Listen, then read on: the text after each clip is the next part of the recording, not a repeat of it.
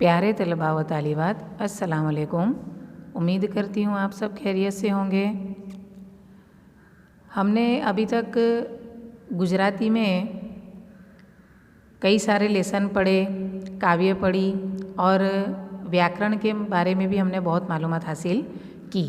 व्याकरण में हमने काफ़ी कुछ देखा, कई सारे टॉपिक देखे, जैसे संधि, समास, वाक्यना प्रकार, जिसमें कर्तरी, कर्मणि, भावे, प्रेरक, उसके बाद विशेषण, कई सारे टॉपिक हमने देखे। और सभी को समझाते वक्त मैंने आपको ये हिदायत की है कि व्याकरण ये भाषा का ऐसा पहलू है, ऐसा टॉपिक है या ऐसा हिस्सा कह सकते हैं जिससे हम इजीली और ज़्यादा से ज़्यादा मार्क्स हासिल कर सकते हैं एग्ज़ाम में, अगर हम अच्छे से इसे समझ ले तो उम्मीद करती हूँ कि अभी तक जितने भी टॉपिक हमने देखे व्याकरण के, वो भी अच्छे से आपको समझ में आए होंगे। तो आज हम व्याकरण विभाग में एक नया टॉपिक देखेंगे जो भी भाषा के अनुसंधान में यानी भाषा के ताल्लुक से बहुत ही ज़्यादा अहमियत रखता है।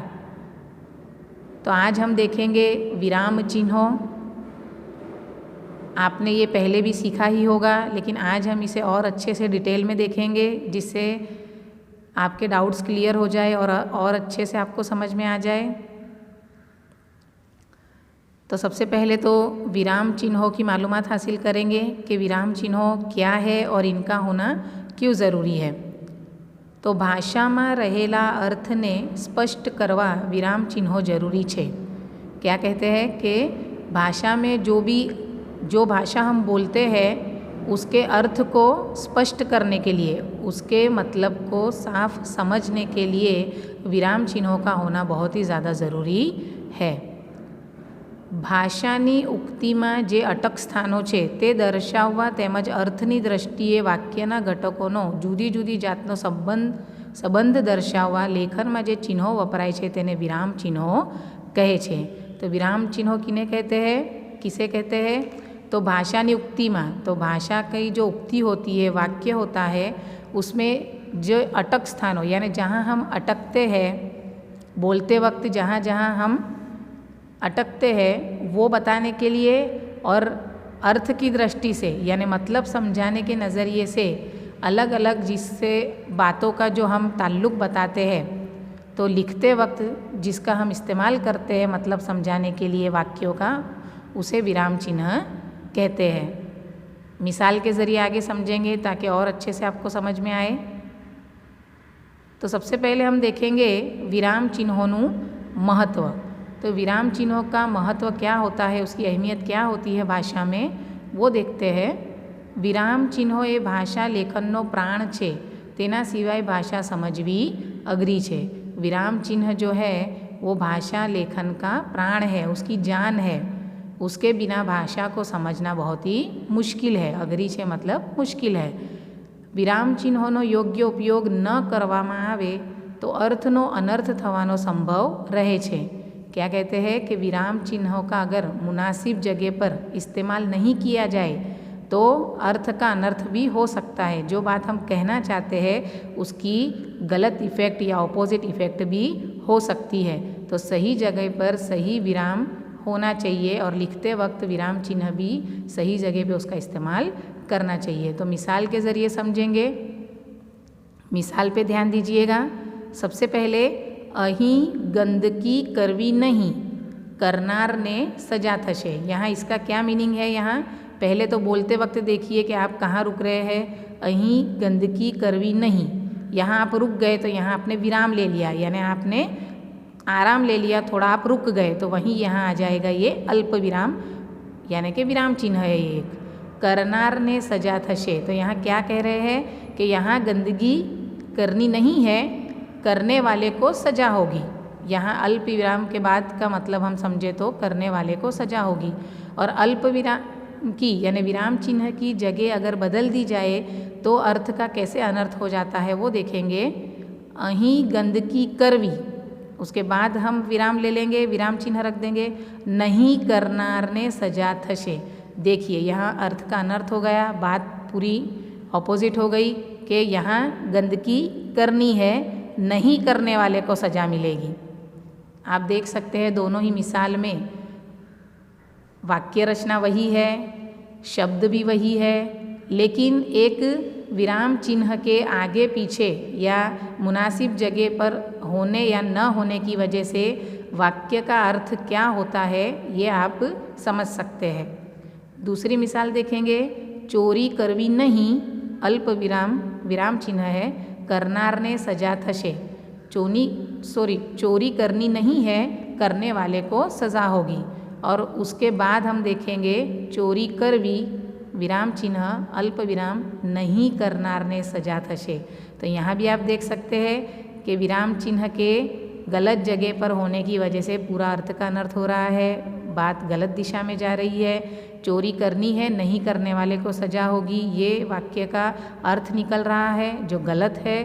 तो इस वजह से विराम चिन्ह का मुनासिब जगह पर होना बहुत ही ज़्यादा ज़रूरी है। जो बात हम कहते हैं या जो भाषा हम लिखते हैं उसका सही अर्थ निकालने के लिए विराम चिन्हों का योग्य जगह पर होना या योग्य उपयोग होना बहुत ही ज़्यादा ज़रूरी है। ये बात आपको अच्छे से समझ लेनी है। इसीलिए विराम चिन्हों का भाषा में बहुत ही ज़्यादा महत्व है या उसे भाषा लेखन का प्राण कहा गया है।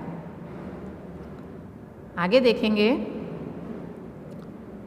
अब विराम चिन्ह हो तो कौन कौन से विराम चिन्ह हम देखेंगे। गुजराती भाषा में कई विराम चिन्ह है, लेकिन यहाँ हम दिए गए विराम चिन्ह देखेंगे। उसमें सबसे पहला है पूर्ण विराम, जो सिंबल के साथ मैंने यहाँ आपको दिखाया है कि पूर्ण विराम का सिंबल जिसे कहेंगे संकेत या निशान ऐसा होता है, डॉट, इसे इंग्लिश में फुल स्टॉप कहते हैं। दूसरा है प्रश्नार्थ चिन्ह, जिसका सिंबल यानी कि निशानी ऐसी होती है, उसे इंग्लिश में कहेंगे क्वेश्चन मार्क। उसके बाद है उद्गार चिन्ह, जिसका निशान कुछ इस तरह होता है और उसे इंग्लिश में कहेंगे एक्सक्लेमेशन मार्क या एक्सक्लेमेटरी मार्क भी कहेंगे। उसके बाद है अल्प विराम, जिसका निशान आप यहाँ देख सकते हैं, उसे इंग्लिश में कॉमा कहेंगे। और पांचवा है अवतरण चिन्ह, जो काउंस में आप देख सकते हैं कि इसकी निशानी हम कैसे लगा सकते हैं। तो ये एक एक वाले जो है इसे एक वड़ा कहेंगे और ये दो वाले जो है उसे बे वड़ा कहेंगे। इनकी भी अलग अलग खासियत है जो आगे हम देखेंगे, और इसे इंग्लिश में कहेंगे इन्वर्टेड कोमा। तो ऐसे हमने यहाँ 5 विराम चिन्ह देखे जिसकी मालूमात हम हासिल करेंगे आगे मिसाल के ज़रिए, और इनका सिंबल कैसा होता है और इन्हें इंग्लिश में भी क्या कहा जाता है ये मैंने आपको बताया। उम्मीद करती हूँ कि इतना आपको समझ में आया होगा।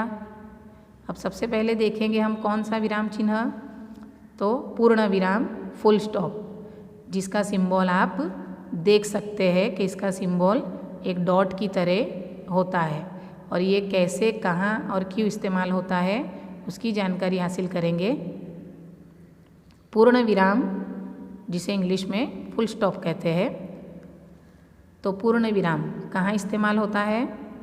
વાક્યમાં એક કથન કે વિચાર પૂર્ણ થાય ત્યાં પૂર્ણ વિરામ મુકાય છે, એટલે કે એક સાદું વાક્ય પૂરું થાય ત્યાં પૂર્ણ विराम મૂકવું જોઈએ। जो भी वाक्य, जो भी जुमला हम बोलते हैं, जो सेंटेंस हम बोलते हैं, तो वो वाक्य यानी वो वाक्य का जो विचार है वो पूरा हो जाने के बाद वहाँ पूर्ण विराम फुल स्टॉप रखते हैं। यानी कि एक सादा सरल वाक्य है जो दूसरे वाक्य पर डिपेंड नहीं है, वो अपने आप में एक स्वतंत्र है, अपना जो मतलब है वो एक वाक्य के ज़रिए ही उसका सार्थक हो जाता है, तो वहाँ हमें पूर्ण विराम रखना चाहिए।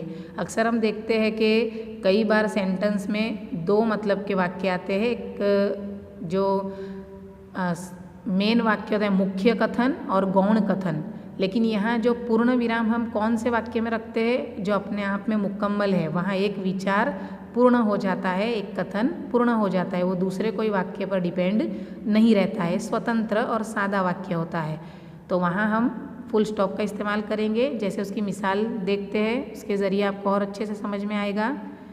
पहला है આજે સ્વાતંત્ર્ય દિનનો રાષ્ટ્રીય તહેવાર છે, तो यहाँ ये वाक्य आप देख सकते हैं कि ये वाक्य बोलने के बाद इसके पहले या बाद में कोई जुमला हमें ऐड नहीं करना है। ये एक स्वतंत्र और सादा वाक्य है जो पूरा वाक्य पढ़ने पर हमें इसका अर्थ समझ में आ जाता है, कुछ भी बाकी नहीं रहता है। इसीलिए इसके अंत में यहाँ आप देख सकते हैं रेड डॉट यानी फुल स्टॉप पूर्ण विराम वो लगा हुआ है, यानी बात यहाँ पूरी हो रही है।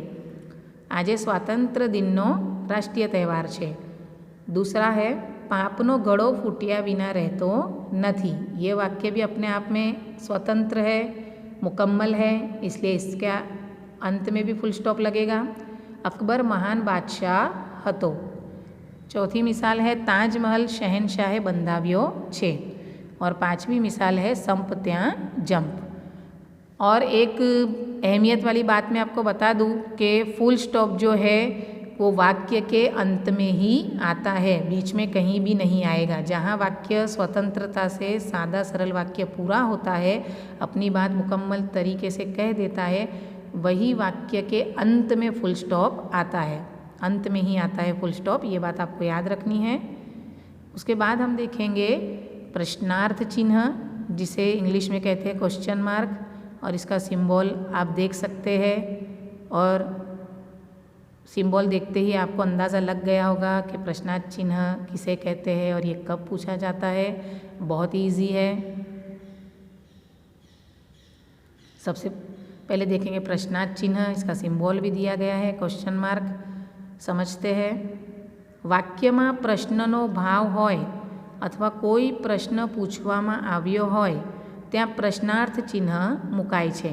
जैसे आप जानते ही हैं कि जो जुमले में सवालिया भाव हो, मतलब हम सवाल पूछना चाहते हो या कुछ पूछने का हमारा इंटेंशन हो, तब ये प्रश्नार्थ चिन्ह आता है।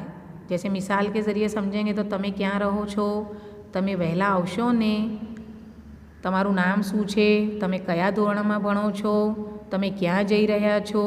यानी जब भी हम किसी से प्रश्न पूछते हैं या कोई बात की मालूमात हासिल करने की कोशिश करते हैं, तब हम सवाल करते हैं तो उसके अंत में ये सवाल या निशान प्रश्नार्थ चिन्ह लगेगा। और ये भी वाक्य के अंत में ही आता है, ये आपको याद रखना है। तो प्रश्नार्थ चिन्ह भी आपको समझ में आ गया होगा, उम्मीद करती हूँ ऐसी।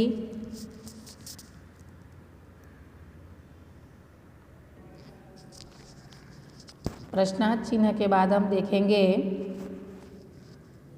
उद्गार चिन्ह, जिसका संकेत भी दिया गया है, निशानी सिंबल, और उसको इंग्लिश में कहते हैं एक्सक्लेमेशन मार्क। उसकी इमेज आप देख सकते हैं। अब ये कहाँ और कैसे इस्तेमाल होता है उसकी मालूमात हासिल करेंगे। उद्गार चिन्ह एक्सक्लेमेशन मार्क, तो उद्गार चिन्ह का इस्तेमाल कहाँ होता है। उत्साह, आश्चर्य, प्रशंसा, तिरस्कार, घृणा, भाव, चेतवणी, पीड़ा, पछतावो, प्रबल उर्मी, आवेग बतावा उद्गार चिन्ह प्रयोजाय छे।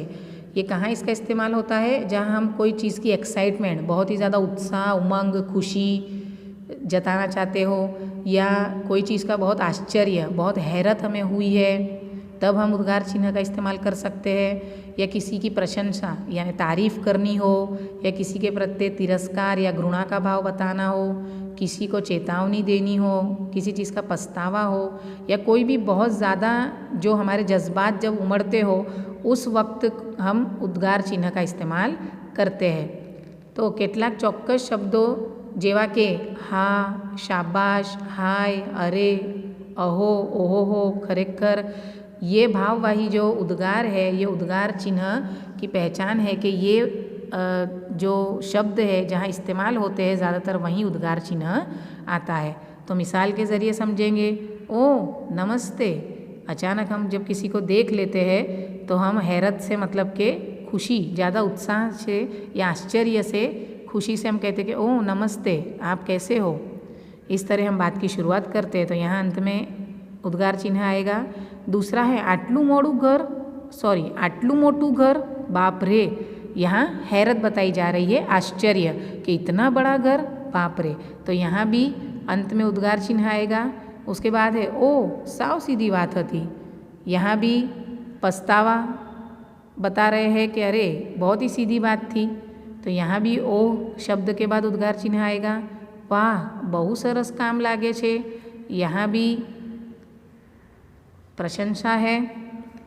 उसके बाद है शू करूँ राणाजी मारू चितड़ू चोरायू, यहाँ भी भाव बताया गया है, प्रबल उर्मी बताई गई है। शाबाश बेटा शाबाश, यहाँ भी प्रशंसा की गई है इसलिए उद्गार चिन्ह है। उसके बाद है खरेखर तमे एने मळ्या सच बताइए, आप उससे मिले, तो यहाँ भी एक आवेग बताया गया है, एक पूछने की जो शिद्दत है वो बताई गई है। तो इस प्रकार जहाँ भी हैरत, उत्साह, आश्चर्य, प्रशंसा ये सब भाव होते हैं वहाँ उद्गार चिन्ह इस्तेमाल होता है।